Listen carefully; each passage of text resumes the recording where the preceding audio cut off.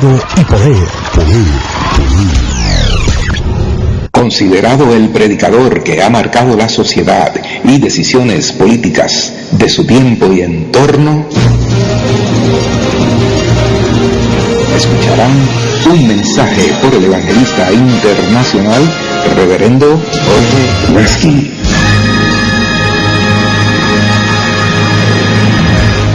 Quiero que busquemos en la Escritura esta noche, en Primera de Pedro 5, 8 y 9, y dígalo conmigo: sed sobrios y velad, porque vuestro adversario el diablo, como león rugiente, anda alrededor buscando a quien devorar. Dígalo conmigo: sed sobrios y velad, porque vuestro adversario el diablo, como león rugiente, anda alrededor buscando a quien devorar. Y en Santiago 4:7, léalo conmigo, dice: someteos pues a Dios, resistid al diablo y huirá de vosotros. En el libro de Efesios capítulo 6 versículo 11 dice: porque no tenemos lucha contra sangre y carne, sino contra principados, contra potestades, contra los gobernadores de las tinieblas de este siglo, contra huestes espirituales de maldad en las regiones celestes. ¿Sabe que una de las preguntas que la gente se hizo en el pasado y se hace esta noche es: ¿qué es lo que está promoviendo las cosas que se ven, que ocurren a diario en nuestro mundo? Y estoy seguro que 2000 años atrás, cuando Pablo escribió esta carta a los Efesios, cuando la gente veía al Imperio Romano persiguiendo, matando y haciendo barbaridades con la iglesia, cuando se llevaban a los creyentes y los echaban a los leones, cuando los agarraban y los amarraban y los quemaban vivos en las hogueras, cuando los judíos se encontraban siendo perseguidos por el solo hecho de haberse convertido al Evangelio, cuando veían la inmoralidad que había en los templos paganos, cuando veían la corrupción de homosexuales y lesbianas, veían: ¿qué estará promoviendo todo esto? Y me imagino que la gente que vivió en la Edad Media, en la noche de San Bartolomé, donde bajo la influencia de la Inquisición el sistema religioso mandó a matar a aquellos seguidores de Cristo que se llamaban hugonots, que estaban predicando el evangelio sano, y en aquella noche murieron más de 70,000 personas bajo la persecución severa. Se preguntaban: ¿por qué? ¿Y qué estará promoviendo todo esto? Y en el día de hoy, cuando vemos en el día de hoy, mis amados hermanos y amigos, lo que está ocurriendo en este momento, cuando contemplamos en este día y en esta hora tanto crimen que está ocurriendo, esa bomba que explotó allá en Oklahoma, más de 100 y pico de personas asesinadas por unos dementes, la gente se pregunta: ¿qué está promoviendo todo esto? Leía yo un artículo acerca de la prostitución infantil, donde las personas en Tailandia están vendiendo sus hijas al mercado de la prostitución por $150, $250, y las envían a Europa para ser vendidas en el mercado del trato de blancas y en Asia. Cuando algunos amigos míos estuvieron en la guerra de Vietnam, se preguntaban qué está promoviendo que un padre por $5 vendiera la virginidad de su hija. Y uno se pregunta cuando uno ve en la guerra que está ocurriendo en Bosnia, donde la gente se está matando por miles, en Ruanda, las muertes tan terribles que están habiendo, y cuando uno llega aquí a Colombia y uno ve tanto secuestro y uno ve tanto crimen y ve tanta cosa y la gente matándose aquí y los otros matándose allá y gente que tiene mucho corrupto buscando cómo conseguir más plata, cómo conseguir más cosas, uno se pregunta y dice, ¿y qué está detrás de todo esto? ¿Qué está detrás de tanto hogar destruido? ¿Qué está detrás de tanta familia arruinada? ¿Qué está detrás de tanto joven drogadicto? ¿Qué está de tanta gente enferma de los nervios? ¿Qué está detrás de tanta confusión? Y cuando uno ve tanta confusión doctrinal de nuevas sectas que se levantan con doctrinas demoníacas proclamando mentiras y engaños, uno dice ¿qué está detrás de todo esto? Y yo quiero decirle en esta noche que esa pregunta es contestada claramente en la Biblia para los que saben lo que existe en el mundo espiritual. La Biblia dice, 2 de Corintios 2:11, porque no seamos engañados de Satanás, pues no ignoramos sus maquinaciones. Porque no seamos engañados, dígalo conmigo, porque no seamos engañados de Satanás, pues no ignoramos sus maquinaciones. Eso dice San Pablo en 2 de Corintios 2:11. En 2 de Corintios capítulo 4, verso 4 dice, el Dios de este siglo, refiriéndose a Satanás, cegó los entendimientos de los incrédulos para que no crean y no les resplandezca la lumbre del Evangelio. Repita conmigo, el Dios de este siglo cegó los entendimientos. Y no hay que dudar de que el espíritu satánico se mueve.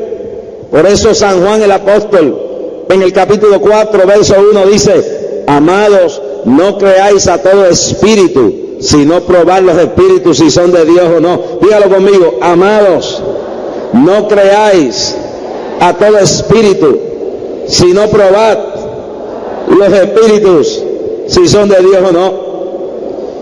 Mi hermano y amigo que me escucha en el día de hoy, hay paralelamente a este mundo que estamos aquí viviendo en Valledupar o en cualquier parte donde me escuchan a través de la radio, hay un mundo espiritual. Hay paralelamente a este lugar, hay paralelamente a este mundo material, hay un mundo espiritual junto a este mundo material, junto a este coliseo que se ve material, junto a este concreto, junto a este cuerpo físico.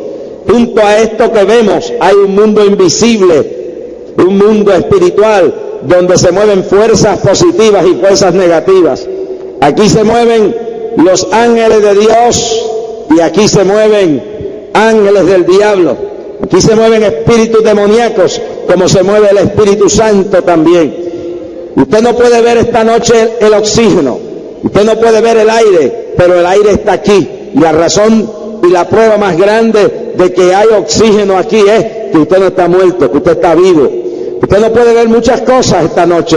Usted no puede ver el viento, pero usted ve lo que el viento se lleva y lo que el viento mueve. Usted puede ver cuando un árbol se mueve porque el viento lo mueve. Usted puede ver cuando el viento levanta el polvo. Usted puede ver cuando el viento levanta las hojas. Usted puede ver lo que hace el viento, aunque el viento no lo puede ver. Y en las cosas que pasan en el mundo espiritual, uno las ve como resultados en este mundo material. Por ejemplo, las cosas negativas que están pasando en ese mundo espiritual se están viendo en este mundo material. Todos esos suicidios, ustedes vieron las otras noches la cantidad de personas que aquí vinieron a testificar hasta una noche que pensaban matar su familia, que pensaban matar su esposo, que pensaban matar su esposa, que pensaban suicidarse. Todo eso es lo que se ve como resultado de lo que está ocurriendo en ese mundo espiritual. Legiones de demonios, poderes satánicos del imperio de las tinieblas que están influenciando la mente de las personas. La Biblia habla de malicias espirituales, que se mueven en la esfera de la mente para poner pensamientos suicidas, para poner pensamientos inmorales e impuros, para tratar de controlar las personas. Y ese movimiento que se ve de guerra, ese movimiento que se ve de asesinato, ese movimiento que se ve de pornografía, ese movimiento que se ve de odio, ese movimiento que se ve de corrupción en el mundo, es lo que dice Apocalipsis capítulo 12, verso 12, dice: porque en el último tiempo Satanás, sabiendo que le quedaría poco tiempo, descendería sobre los habitantes de la tierra con grande ira. Apocalipsis capítulo 12, verso 12. Descendería sobre los habitantes de la tierra con grande ira. Descendería sobre los habitantes de la tierra con grande ira.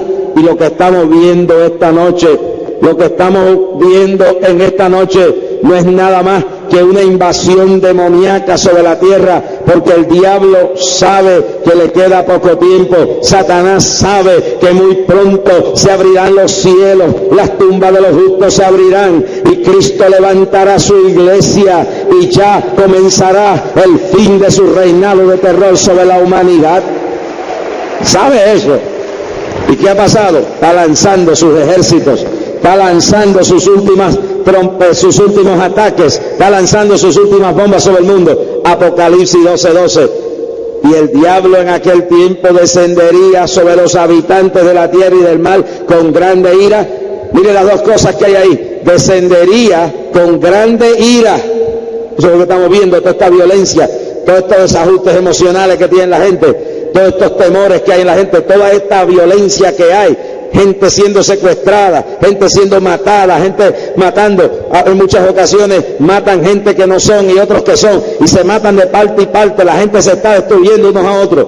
A veces uno ve gente que uno pensaría que son la gente más seria, convertida en instrumentos del mismo diablo. Y uno dice, pero ¿cómo es posible que una persona que es tan seria de la noche a la mañana viola, ultraja, mata? Y a veces usted ve a la gente en las condiciones que menos usted espera, cometiendo barbaridades y cosas terribles. Y es porque los demonios se adueñan de la mente de esas personas. Hermano, la ira con la que está bajando el diablo sobre el mundo es terrible. Por eso usted ve que los crímenes que se están cometiendo en el día de hoy son barbáricos. Matan montones de gente, vuelan trenes, vuelan aviones, secuestran montones de gente. A veces individuos que están bajo la misma autoridad cometen abusos, son corruptos, matan, hacen, deshacen.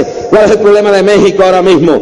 ¿Quiénes son la gente que está matando más gente? Los mismos que están en el poder matándose uno a otro. Matan al candidato a la presidencia, matan al secretario del partido, aparecen jueces muertos y ellos mismos se están matando porque los demonios los tienen atados, los tienen ciegos. Maridos matando mujeres, sus mujeres, hijos matando a los padres. El diablo ha descendido con grande ira sobre los habitantes de la tierra. ¿Se ve? La gente está atormentada ahora mismo. La gente está ahora mismo en una condición terrible, pero una situación tremenda. Eso es lo primero que dice, que descendería con grande ira, con furia. ¿Y por qué? ¿Qué es lo que lo motiva a descender con todos sus ejércitos sobre esta humanidad? Porque sabe que le queda poco tiempo. Es decir, el diablo sabe que se está cerrando el drama profético de la Biblia. Las profecías están cumplidas, ya todo está listo, ya todo está preparado, el escenario está ya ready, como dicen en inglés, ya está listo para que los cielos se abran, para que Cristo descienda a buscar su pueblo. Por eso el rapto de la iglesia y la venida de Cristo se le llama la bienaventurada esperanza. ¿Por qué? Porque en medio de tanto dolor, en medio de tanta lucha, en medio de tanto sufrimiento, los que somos salvos, los que nos hemos convertido de verdad, los que hemos sido lavados y redimidos por la sangre de Cristo, estamos esperando, estamos ahí ansiosos, porque en un momento dado el telón se cerrará, el drama terminará, y nosotros los hijos de Dios seremos redimidos de este mundo infernal lleno de tanto dolor. Y los justos resucitarán y se verán cara a cara con el Rey de Reyes y Señor de Señores, el Príncipe de la Paz, el Cristo de la Gloria, que bajará para buscar a sus escogidos en esa hora final. Ese día está cercano, esa hora cuando la trompeta sonará, como dice Pablo en Primera de Tesalonicenses, capítulo 4, versos 13 al 18, y dice: y nosotros los que vivimos no seremos delanteros a los que han muerto antes de nosotros, sino que sonará la trompeta y los muertos en Cristo resucitarán primero, y luego nosotros los que vivimos nos levantaremos y seremos transformados en un abrir de ojos y seremos llevados a la presencia misma de Él. Santa la Bashen de la Bajaya, con grande ira, sabiendo que le queda poco tiempo. Por eso en el día de hoy hay tanto ataque sobre la iglesia. Nosotros pensamos que las persecuciones habían terminado cuando cayeron los imperios del comunismo en Europa, pero las persecuciones no han terminado. Jesús, a través de San Pablo, dice: todo el que quisiera vivir piamente padecerá persecución. ¿Por qué? Porque el diablo sabe que le queda poco tiempo. Al diablo no le interesa a los borrachos, al diablo no le interesa a los traficantes a drogas, al diablo no le interesa a los asesinos, al diablo no le interesa a los secuestradores, al diablo no le interesa a los políticos corruptos, al diablo no le interesa a los demás que están adulterando, dueños de prostíbulos, corruptos, mercaderes del terror. No le interesa a Satanás, los comerciantes deshonestos, los patronos abusadores. A eso los tiene en su mano, a eso los controla el diablo. Al diablo no le interesa a los violadores, al diablo no le interesa a las prostitutas, al diablo no le interesan los homosexuales, al diablo no le interesan las lesbianas, al diablo no le interesan los mentirosos, al diablo no le interesan los ladrones, al diablo no le interesa a los difamadores, al diablo no le interesa a los cristianos hipócritas que no viven la vida, a la gente que canta coros, habla lengua y hacen corruptos actos de inmoralidad aunque están sentados en la iglesia. A esos no le molesta el diablo, con esos él no le interesa. ¿Por qué? Porque eso lo tiene controlado, eso lo tiene en su mano, eso lo tiene envuelto ya para llevárselo con él al lago de fuego y azufre. Esos ya están bajo su poder. Al que le interesa al diablo es al que no tiene en su mano, al que se le zafó de su mano, al que salió de ese dominio ya.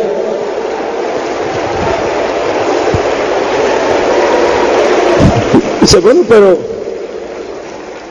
yo me voy a ir atrás porque antes de ser evangélico yo no tenía tanta prueba y tanto dolor. Claro, si era un esclavo del diablo, si antes era un esclavo de la idolatría, de la hechicería, de la brujería, antes no tenía ningún temor a Dios, antes era un esclavo del diablo. Y claro, si el diablo ya te tenía empaquetado, envuelto ya para llevarte con él para el infierno, pero te le zafaste. Un día vino Jesucristo, como esta niña de 10 años que hoy es la esposa de un pastor y sus 4 hermanas, y vinieron a Cristo cuando vieron el poder de Dios manifestarse en su madre paralítica. Vieron como siendo un vegetal, el Espíritu Santo que levantó a Cristo entre los muertos, la levantó a ella de esa cama en Cúcuta y se convirtieron en el Evangelio. Pero en ese momento que se convirtieron, se salieron de las manos del diablo, salieron de la cárcel de Satanás. Y desde ese entonces estoy seguro que el diablo trabaja día y noche, le ataca el cuerpo, le ataca la mente, le ataca la finanza, le ataca a los hijos, le ataca a la familia, le ataca el hogar. ¿Cuál es el objetivo? Volverlos atrás para que pierdan la fe. Primer objetivo, que pierdan la fe, que pierdan la confianza, que se vuelvan atrás. Y si no, yo no voy a volver atrás. Eso es lo que tú tienes que decir. Yo no voy a perder mi fe, porque la fe mía puesta en Él vence al mundo, vence al diablo, vence a los atropellos, vence las mentiras del demonio, vence los dardos de fuego con el escudo de la fe. Se le ataca el diablo para destruir tu fe. Y el ataque satánico viene primero para destruir la fe. ¿Qué dice Hebreos 11:6? Sin fe es imposible agradar a Dios. ¿Qué dice? Sin fe es imposible agradar a Dios. Un cristiano sin fe es como un avión que se le caen los motores. Un cristiano sin fe es como un estanque sin agua. Un cristiano sin fe es como un carro sin gasolina. Un cristiano sin fe es como un almacén sin nada que guardar adentro, vacío. Un cristiano sin fe es una persona derrotada, es una persona vencida. Y el diablo sabe que si derrota tu fe, tú empiezas a caerte como el avión que se le caen los motores y las alas. El diablo sabe que si derrota tu fe, eres como el carro sin gasolina, no va para ningún lado. Sí, Señor, el diablo sabe que sin fe es imposible agradar a Dios, porque donde no hay fe hay temor, donde no hay fe hay miedo, donde no hay fe hay desaliento, donde no hay fe hay pánico, donde no hay fe hay confusión, donde no hay fe hay turbación. Y la gente que está sin fe está ciega espiritualmente. Se recuerdan al siervo del profeta Eliseo, aquel profeta del siervo del profeta Eliseo, que cuando vinieron los sirios, el profeta estaba viejito, y llegaron los sirios a la casa del profeta, porque hay gente que se molestan con el profeta.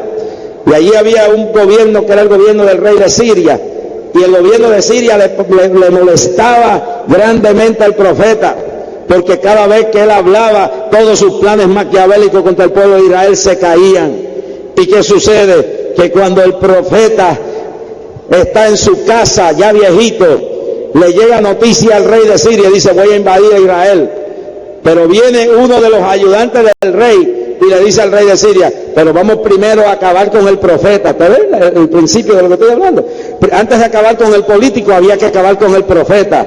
Esta noche, antes de yo venir para acá, prendí la televisión y ahí tenían unos cómicos ridiculizando a los evangélicos, ridiculizando a los pentecostales. ¿Por qué? Porque esto hay que atacar a esto, no hay que atacar a los borrachones, hay que atacar a esto. Entonces ahí tiene el diablo atacando la gente que tiene el poder de la palabra, la gente que tiene el poder de la verdad. Y el diablo está furioso hoy en Colombia. En Colombia están los demonios revueltos esta noche. ¿Sabe por qué? Porque ayer se firmó en la consumación de tantos años de lágrimas y sangre que se derramaron en este país. Ayer se firmó la ley de libertad religiosa en este país. Ya no somos cualquier cosa. Ahora los colombianos, no importa la fe que tengan, son solamente uno. ¿Cuántos alaban la gloria de Dios? Antes había que respetar en este país una sola religión. Gracias a Dios y gracias a los hombres que Dios iluminó en el Congreso y al presidente Samper, ayer se firmó un decreto de la ley de libertad religiosa. Ya los evangélicos y los que no creen igual que otra religión que se instituyó son iguales ante la ley de este país. El diablo no puede estar contento. ¿Sabe por qué? Eso significa libertad para ganar almas, libertad para ganar vidas. ¡Ay, cabazo, loja maya! Y por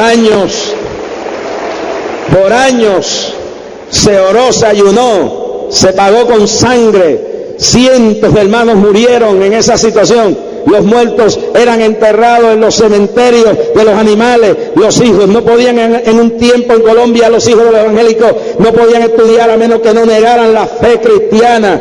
Pero hoy, en esta noche, por la oración del justo obrando eficazmente y por la fe que ha tenido este pueblo, hemos derrotado al diablo. Y el diablo no puede estar contento en esta noche, porque la gloria de Dios se comienza a mover sobre Colombia. Y ha llegado el momento que la fe se levante, el escudo de la fe, y este pueblo se levante y le diga al diablo: basta ya, hemos pagado con sangre, hemos pagado con nuestros muertos, hemos pagado con sufrimiento, hemos pagado con lágrimas, pero hemos vencido por la fe en el Cristo de la gloria. Y ahora vamos hacia la conquista de miles de almas sedientas de la verdad, sedientas de algo más que una religión muerta, sin vida y sin poder, sedientas del poder de la resurrección, sedientas de liberación espiritual, sedientas de la gloria de Dios.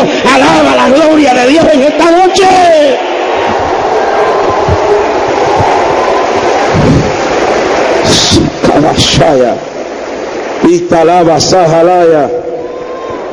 Mi alma alaba al Señor, mi alma alaba al Dios de la gloria, mi alma alaba al Dios de la gloria, mi alma alaba al Dios de la gloria.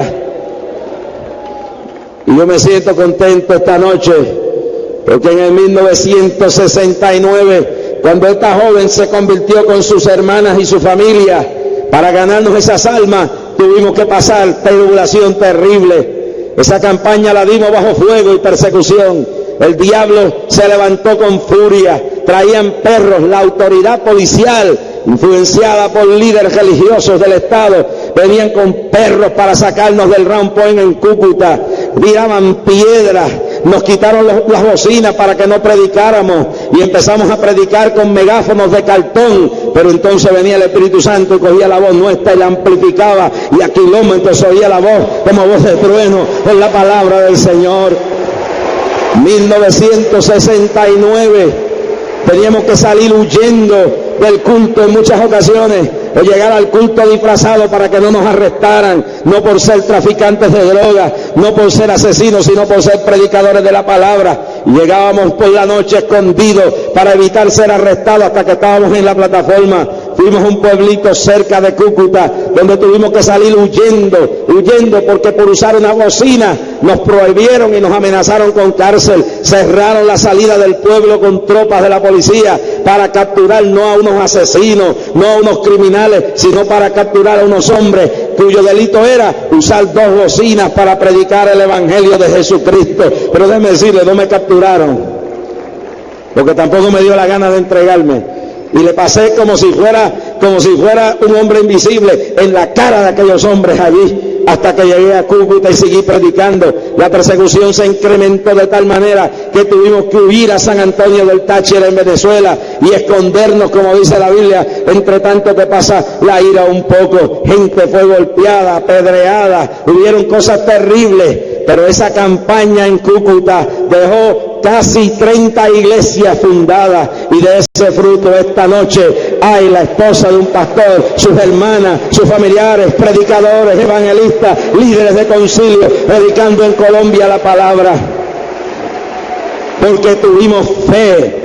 El diablo, a pesar de las piedras, el diablo, a pesar de la persecución, el diablo, a pesar de los ataques, no nos quitó la fe. Y nos quitaron las bocinas y predicábamos sin bocina. Cogimos un cono de cartón y Dios cogió esa voz nuestra y se pararon varios pastores, uno aquí, otro aquí, otro aquí. Y yo decía el versículo y la palabra por aquí y ellos la repetían. Y el Espíritu Santo trajo un viento que cogía la voz, y a 2 kilómetros se escuchaba la voz del predicador llevando vida y llevando paz a la gente. Mi alma alaba al Dios de la gloria. Mi alma alaba al Señor. Tuvimos fe en la ciudad de Cali, Colombia. Un sacerdote, 1971, un sacerdote dijo: acaben a esta gente que están en el Parque de los Estudiantes, y mandó un escuadrón de policía. Nos rompieron a mi esposa y a mí la plataforma, nos rompieron, nos agarraron, desgarraron las luces eléctricas que habían, empezaron a darle con las culatas de los rifles a las personas que estaban oyendo. La esposa de un pastor, Gonzalo, que estaba allí, el hermano Gonzalo, le tiraron la esposa embarazada de 9 meses a la tierra, y la amenazando darle con una culata de un rifle. Los ancianos los tiraron al piso por la orden de un líder religioso sin fe. Pero la gente que estaba parada allí con fe dijo: no vamos a parar, no nos va a destruir nadie. La campaña la dimos por encima de los atropellos, por encima de la persecución, y cuando la campaña terminó quedaron congregaciones enteras en Cali, Colombia, miles de personas convertidas al Evangelio, porque tuvimos fe, la fe que vence al mundo, la fe que el diablo nos quiere destruir en medio de las pruebas, la fe que el diablo quiere destruir en medio de tu hogar, la fe que quiere el diablo destruir en medio de tu empresa económica, la fe que Satanás quiere destruir en tu vida. Y tú y yo no vamos a permitir que el arma que tenemos, el escudo de la fe, baje para abajo. Lo vamos a subir, y a medida que se acerque el tiempo del fin, lo vamos a tener en la mano, y le vamos a decir a los dardos de fuego del maligno: no nos vencerá, porque la fe, la victoria que tenemos es la fe que tenemos en las promesas de Dios. Dios no nos abandonará, Dios no nos dejará, Dios no nos desechará. Mientras andemos, mientras caminemos, mientras nos tomemos de su mano, no habrá diablo, no habrá persecución, no habrá demonio, no habrá infierno que prevalezca, porque las puertas del infierno no prevalecerán contra la iglesia de Jesucristo.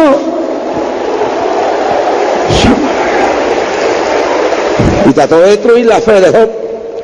Le mató las hijas, le destruyó las empresas económicas, le mató las hijas, le destruyó las empresas económicas, le reveló los amigos, le reveló la esposa, le enfermó el cuerpo, hizo todo lo posible. ¿Cuántos dan gloria a Dios?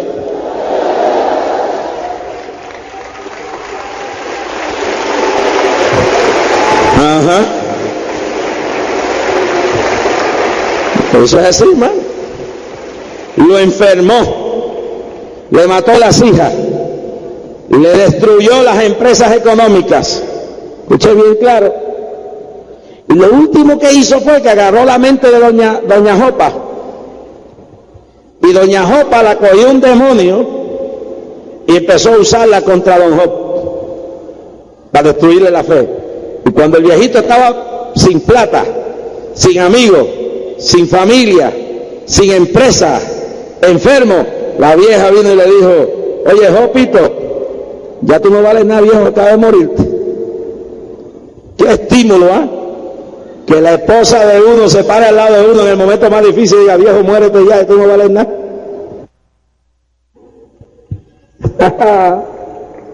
Aunque me mate Dios, yo en Él confiaré. Eso es lo más que mata al diablo, hermano. Cosa que más molesta al diablo que ver una persona que, aunque el mundo se le cae encima, se le levanta la familia en contra, se le levanta el pueblo en contra, se quedan sin un centavo, se quedan sin plata, se quedan enfermos, se quedan cojos, se quedan mancos, se quedan y se quedan con todo en contra de ellos, y dicen: no, si mi alma vale más que toda esta basura que hay aquí, yo voy a seguir caminando, yo voy a seguir mirando a mi Cristo, no hay diablo que me derrote, no hay diablo que me quite esta victoria. Así que el objetivo de esta batalla es quitarnos la fe. El objetivo de esta batalla es quitarnos la fe. Pero esta noche tú vas a tener fe. Tú vas a tener fe que Dios no puede mentir. Tú vas a tener fe que más allá de toda esta prueba, que más allá de toda esta lucha, tú vas a ver la gloria de tu Dios en forma sobrenatural y vas a ver la manifestación de la victoria en aquel día final. ¿Cuántos alaban la gloria del Señor? Número 2. Satanás quiere a través de esta lucha, rebelarnos contra Dios y opacar la imagen de Dios. Uno de los objetivos en la guerra espiritual de Satanás es opacar, distorsionar la imagen de Dios, escúchelo bien claro, y rebelarnos contra Dios. En la lucha que Job tenía, todo el tiempo Satanás trabajaba, todo el tiempo Satanás operaba con el objetivo total de hacerle ver a Job: todo esto que va pasando por serle fiel a Dios. Todo esto es Dios que lo está haciendo. Todo esto es Dios que te quiere destruir. Todo esto es Dios que te ha desechado. Todo esto es Dios que te ha abandonado. Por eso es que cuando Job dice, aunque me matara Dios, yo en Él confiaré, yo en Él esperaré, que es lo mismo, es porque Job no conocía el mundo espiritual. Job no entendía que había una lucha entre las fuerzas de Dios y las fuerzas del mal. Job no entendía que era el diablo el que estaba bregando. Para la mente de Job, el que mató a las hijas de él fue Dios. Para la mente de Job, el que lo arruinó económicamente fue Dios. Para la mente de Job, el que le reveló la mujer y los amigos, y el que lo dejó lo enfermo era Dios. Pero mire la fe que tan grande y la visión y el concepto tan noble que tiene Job de Dios, que a pesar de que él cree que es Dios el que lo arruinó físicamente, a pesar de que él cree que es Dios el que le ha quitado la familia, el que piensa todo eso malo ha venido a Dios, dice: si Dios lo hizo, si Dios me quitó las hijas, si Dios me quitó la salud, mire, aunque no es Dios que lo está haciendo, pero él tiene un concepto tan alto que el diablo no lo puede revelar contra Dios, que él dice: bueno, si fuera así, si Dios me quitó todo esto, si Dios me dejó sin plata, si Dios me dejó sin empresa, si Dios me dejó sin hija, si Dios me dejó sin amigos, si Dios me quitó, dejó que la esposa se rebelara, si Dios me dejó enfermo, si todo esto ha pasado, pues Dios sabrá lo que está haciendo. yo no voy a poderme a contender con Dios. Yo sigo amándolo, yo sigo creyendo que Él me ama, yo sigo creyendo que Él está conmigo, yo sigo creyendo que Él tiene algún propósito en mi vida que yo no comprendo, que yo no entiendo. Eso revela la grandeza de Job. Eso revela la grandeza de Job, que aun cuando él está convencido, porque él no entiende todo el mundo espiritual, aun cuando él está convencido que es el Dios de lo alto el que le ha traído toda esta calamidad, óyelo bien claro esta noche, él no se rebela contra Dios, él alaba a Dios, dice: yo sé que mi Redentor vive y al fin se levantará sobre el polvo, y aunque me matara, yo en Él confiaré, yo en Él esperaré. Así que esa es la lucha. Si el diablo te rebela contra Dios, si el diablo te hace creer que Dios no te ama, si el diablo te hace creer que Dios no es tu amigo, tú perdiste la fe, tú perdiste el deseo de luchar, tú perdiste la razón de estar aquí. Y esa es la lucha que tiene el cristiano hasta que muere. Todos los días el demonio te va a estar diciendo: Dios quiere lo peor para ti. ¿No se recuerdan a Adán y Eva? Cuando la serpiente le habló, ¿qué le dijo la serpiente a Eva? Le dijo: con que Dios os ha dicho. Se puso en tela de juicio el bienestar que Dios tenía para ellos dos. Y lo que le dijo fue: Dios no quiere lo mejor para ustedes. Hermano, ¿cómo vamos a dudar de Dios? Si dice la Biblia en 1 Juan 4:8 que Dios es amor. Dios quiere lo mejor para nosotros. ¿Cómo vamos a dudar de Dios cuando la Biblia dice que de tal manera amó Dios al mundo, que ha dado a su Hijo unigénito para que todo aquel que en Él crea no se pierda, mas tenga la vida eterna? Si dice que aún siendo pecadores, Cristo Jesús murió por nosotros. Dios te ama a ti esta noche, Dios te quiere, Dios quiere lo mejor para ti. Dice que seamos prosperados en todas las cosas, alma, cuerpo y espíritu. Dios quiere bendición para ti, el diablo quiere maldición para ti. Dios quiere victoria para ti, el diablo quiere derrota para ti. Y cuando Dios nos mete un cantazo, cuando Dios nos da un azote, Dios lo hace para que nos levantemos, para que nos corrijamos. Hay veces que nosotros necesitamos pasar por el molino. Mire, hermano, 1969, yo fui a la ciudad de Neiva y conocí a un hermano allí que se había convertido. Fue el único que me hospedó. Él había sido hijo de millonarios en Neiva. Se llamaba el hermano Manuel Durán. Y Manuel Durán fue el único que me hospedó. Vivía en una casa de paredes de adobe, techo de paja, sus hijos pasando hambre, pero todo convertido al Señor. Y yo me preguntaba: Señor, ¿por qué si este hombre era rico, se convierte al Evangelio y lo pierde todo? Estoy grande. Era millonario, tenía arrozales en el Huila.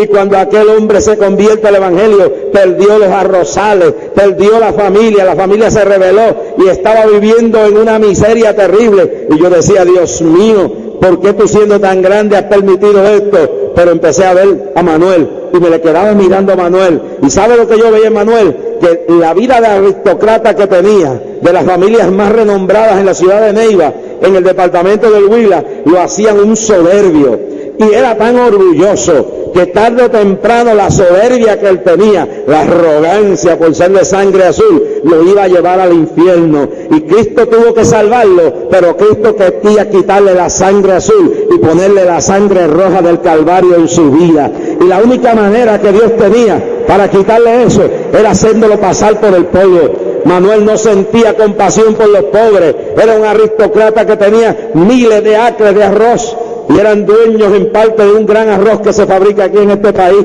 Y él era un soberbio, no tenía compasión por la gente. Él no sabía lo que era el hambre, él no sabía lo que era pasar por el sufrimiento. Pero cuando se convierte al Evangelio, Cristo salva su alma. Pero le dice: Manuel, te voy a sacar el orgullito que tienes. Y lo primero que fue a pasar.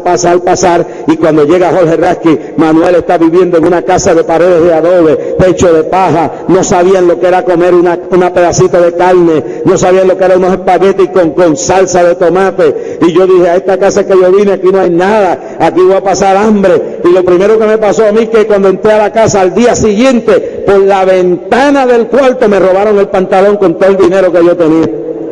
Gracias a Dios que tenía otro pantalón, ¿verdad? Y en las noticias en el Huila decían: predicador evangélico, le roban el pantalón. Y yo le dije al periodista: mira, Clara, que yo tengo otro par de pantalones, yo no ando en pantaloncillo por ahí. Y aclara que fue que me lo robaron por la ventana y me llevaron todo el dinero y me quedé sin un centavo. Entonces la maldición me cayó a mí, la macacoca me agarró a mí también. Dije, pero aquí hay un Dios poderoso. Había un pastor de la Asamblea de Dios que se llamaba Gonzalo Quintero, que era más flaco que Azarías Silva, parecía un espagueti. La mujer flaca, los hijos muertos de hambre, en una iglesita sin templo, sin nada. Y cuando empezó la campaña, nadie me quiso ayudar. Y aquel hombre, yo le dije, vete a Bogotá a ver si te regalan algún dinero para que construyas una enramada, porque cuando esta campaña termine tendrás miles de personas convertidas al Evangelio. Y empezamos la campaña sin un centavo, empezamos la campaña sin nada. Hermano, cuando la campaña terminó, más de 20,000 personas estaban oyendo el mensaje del Evangelio, miles se habían convertido. Óigame, y yo descubrí algo, que el amor de Dios no solamente se manifiesta cuando Dios nos hace millonarios. A veces para enriquecerte, Dios tiene que empobrecerte para que tu alma se enriquezca. Y Manuel Durán Manrique, luego Dios lo fue levantando, y lo último que oí es que está lleno de plata ahora mismo. Pero el Dios de la gloria le sacó el orgullito, le sacó la soberbia, y aquel humilde pastor que parecía un espagueti de flaco, llegó a ser el pastor bastante gordito, llegó a ser uno de los mejores presidentes, supervisores de las Asambleas de Dios en toda la República de Colombia. Y la iglesia llegó por mucho tiempo a ser la más grande en todo Colombia. Pero hermano, hay cosas que uno no entiende, hay valles que uno pasa, y el diablo le dice, Dios no te ama porque pasaste por esto, Dios no te ama porque pasaste por esto.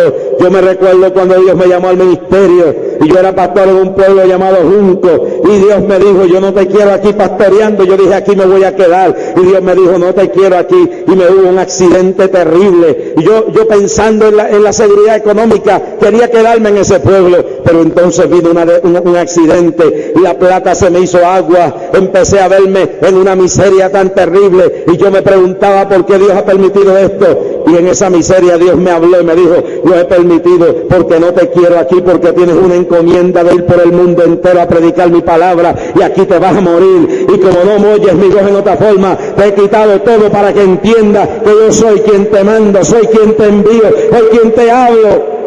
Hay veces que no entendemos lo que Dios habla, hermano. Hay veces que tenemos que ver que nuestros hijos, para que no se pierdan, a veces Dios se los lleva. Dale gracias a Dios si se llevó a tu papá, dale gracias a Dios si se llevó a tu marido, dale gracias a Dios si se llevó a tu hijo. Mejor es que Dios se lleve a alguien por el amor antes que se pierda aquí abajo en este planeta. Dios sabe lo que es mejor para nosotros. Las tragedias, dice, todas las cosas ayudan a bien a los que aman a Dios. Dios obrará para bien lo que el diablo use para destruirte, lo que el diablo use para arruinarte, porque cuando Dios nos deja que venga algo terrible, Dios lo usa para nuestro bien. En esta noche el diablo quisiera hacerte creer que Dios no te ama, que Dios no te quiere, pero yo te digo esta noche, aunque el diablo te diga que Dios no te ama, aunque el diablo te diga que Dios no está a tu lado, es un padre de mentira. Dios te ama, Dios está a tu lado, Él está aquí esta noche para darte victoria, para darte triunfo, para darte victoria en esta noche,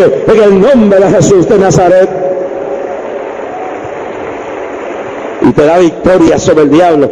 Lo que Dios hace no lo hace para destruir a uno. Nada que Dios haga hace para destruir a uno. Aún lo que Dios haga que parezca negativo lo hace para edificar a uno, para guardar a uno, para bendecir a uno. Lo que el diablo hace lo hace para destruir a uno. Dios no atormenta la mente de nadie, Dios no atormenta el cuerpo de nadie. Dios lo que hace es bendecirte, y aun cuando te da un cantazo, te da un palo, te da un castigo, lo hace porque te ama, porque dice Hebreos capítulo 12 que el padre al hijo que ama lo disciplina. En esta noche Dios te ama, y tú tienes que conocer ese concepto divino, no creerle más la mentira al diablo, no creerle más la mentira a los demonios, y decir, yo sé que Dios me ama, yo sé que Dios me ama porque Cristo murió por mí en la cruz del Calvario.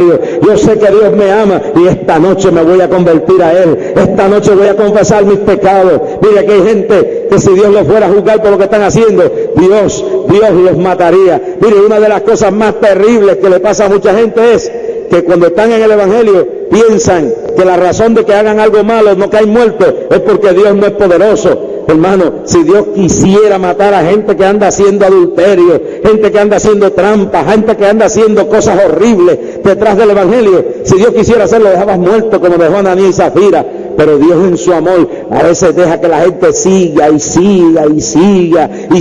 esperando a ver si en un momento dado reconocen su pecado, esperando a ver si en un momento dado aceptan su condición y vienen a los pies de Él a pedir perdón, para Él sanarlos, para Él restituirlos, para Él levantarlos de esa condición. Y esta noche los brazos de Cristo están abiertos aquí, y esta noche los brazos del Señor están abiertos aquí, y Él dice: venid a mí los que estáis trabajados y cargados, que yo os haré descansar. Venid a mí, hijos míos, porque hoy te doy salvación, hoy estoy aquí para perdonar tus pecados, dice el Señor. Por eso esta noche le pido al público que se levante, se ponga en pie, se levante, se ponga en pie. Gloria a Dios. Baje sus rostros. Y después que yo termine de orar esta noche, cada uno de ustedes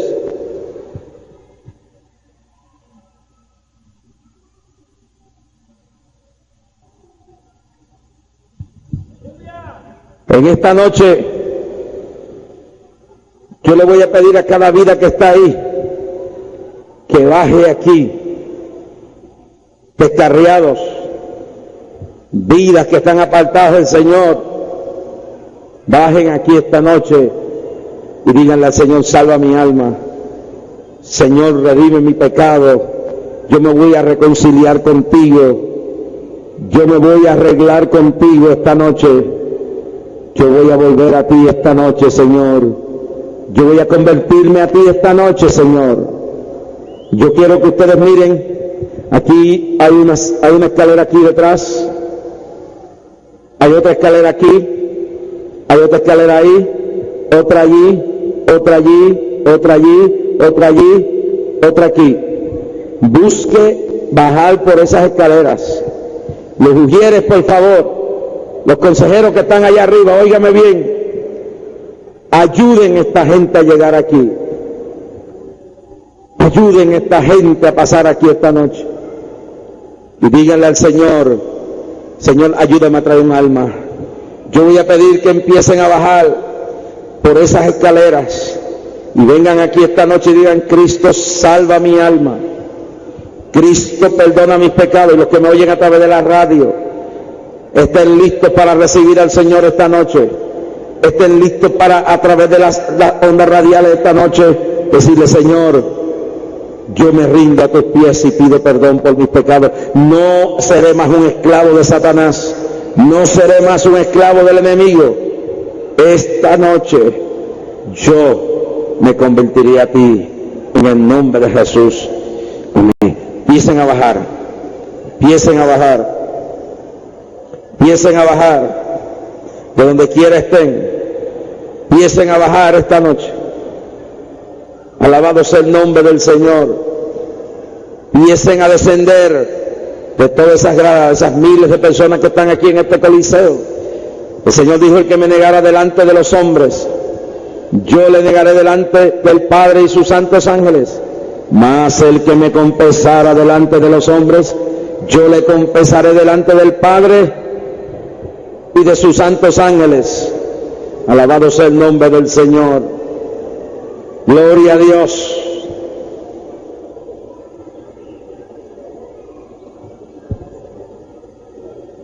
Alabado sea el nombre del Señor. Gloria a Dios.